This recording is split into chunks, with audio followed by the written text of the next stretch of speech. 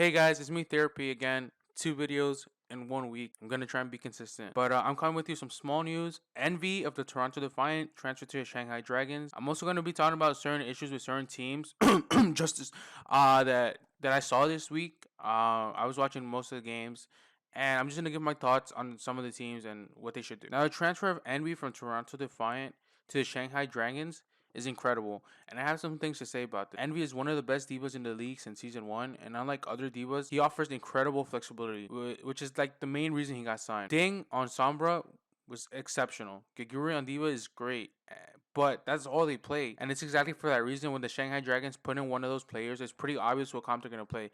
They put in Giguri, they're going to run Goats. They put in Ding, they're gonna run Sombra Goats. It's just that obvious. Envy was the best part of Toronto, and his Sombra play was above average in my opinion. And Shanghai Dragons want to mimic what the Spark are doing, and they want to switch comps mid-game, similar to what the Spark did to the Titans and Washington Justice. In the middle game, they swapped their comp from Goats to Sombra Goats, depending on what part of the map they were on. I'm a huge fan of Envy, and in my opinion, this makes the Dragons a top-tier team, along with Nixo, San Francisco Shock, the Spark. Enough about that, though. Let's hop right into the games this week. The Washington Justice have had a horrible season, and everyone knows it. There's no debating it. If you're debating that, like, what have you been watching? Coming into the league, they signed Janice and Wizard Young from the NYXL, and that in itself was a big statement. The signing of Janice must have been expensive because NYXL wouldn't have let their players go for like nothing. So I'm guessing they spent a pretty penny on Janice, and they hired one of the best coaches in the league. And then the rumors started to come out that the Justice had financial issues and that they spent most of their budget. And this showed after the signings they made. They signed like unknown players and inexperienced players from contenders. Midway through the season, however, they signed Ark and Sleepy. But not even the former NYXL teammate and his close friend could make him look good. I don't care how much Washington spent on Justice. He is statistically the worst tank in every category. Not one of them, all of them, just all of them. You have to cut your losses and accept that you bet on Janice and you lost. You lost money on that. Get a replacement. You could easily find a replacement in Fraggy. No Smite. No Smite is pretty good. He's much better than Janice. Panker, Smurf, just to name a few people, and that's not even looking through your contenders. Please, just replace Janice, and you will do so much better. Trust me. Okay, I'm done ranting about the Justice. Philadelphia Fusion finally messed with their team comp for once, and they played DPS throughout several maps. They played it against Boston Uprising on Paris. They played like a triple DPS with the Hammond, and it went really well. They had a huge time back. Somehow they choked. But yeah, it was looking really good against the Boston Uprising on Hollywood.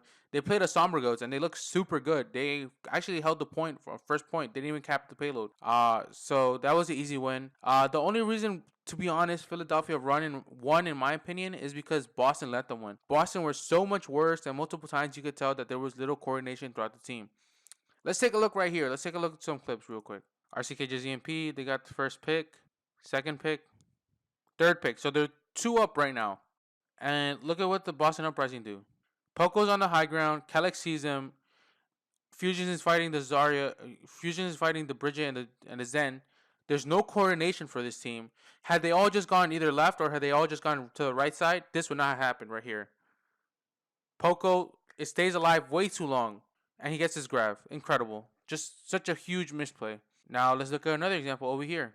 On the last map of the series. Fusions is ulting, right? He's trying to get them off high ground. He accidentally boops his Carpe over to that side. He sees him, and then he just leaves him up there. Doesn't do anything about it. Carpe is just splashing damage down. Nobody's contesting him. The solo grab on Sato, watch. Yeah, okay. They do get him. They're overcommitting on ultimates. Look, Carpe got a fat grab from that angle. They have better ults. Calyx died with his sound barrier. And this is it. They get clean. So many misplays. There's no focus fire. Literally, the only person they killed was the person they solo grabbed. And that's horrible. That's horrible by Boston Uprising. So yeah, in my opinion, Philly aren't that great. They're still a pretty bad team.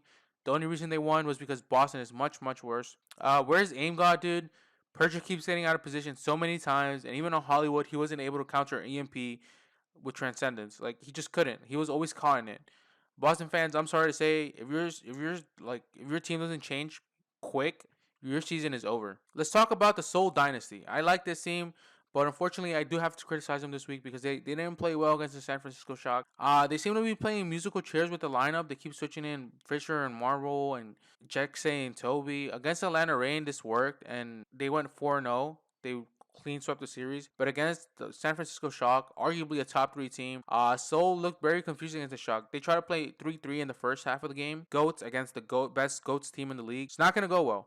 They obviously lost, and then in the second half, they looked much better with the Somber Goats. Something the San Francisco Shock has struggled with, as we saw with the Houston Outlaws.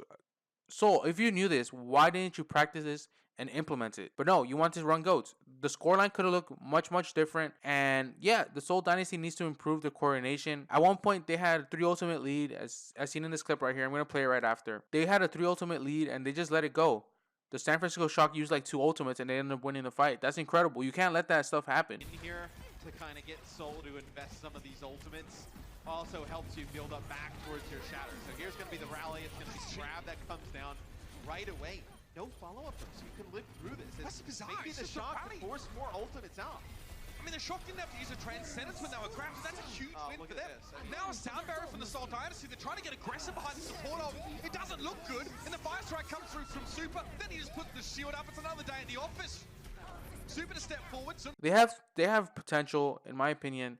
I don't think they're top tier. I think they're second tier, below the Nixel, below San Francisco, below the Spark. I think people are overrating them. We haven't seen consistency from this team, so I can't rate them highly. Anyways, that's it for this video. I'm probably going to upload another one with my predictions tomorrow. So if you enjoyed this video, please drop a like, subscribe, comment. I would really appreciate it. It means a lot. And I'll see you guys tomorrow.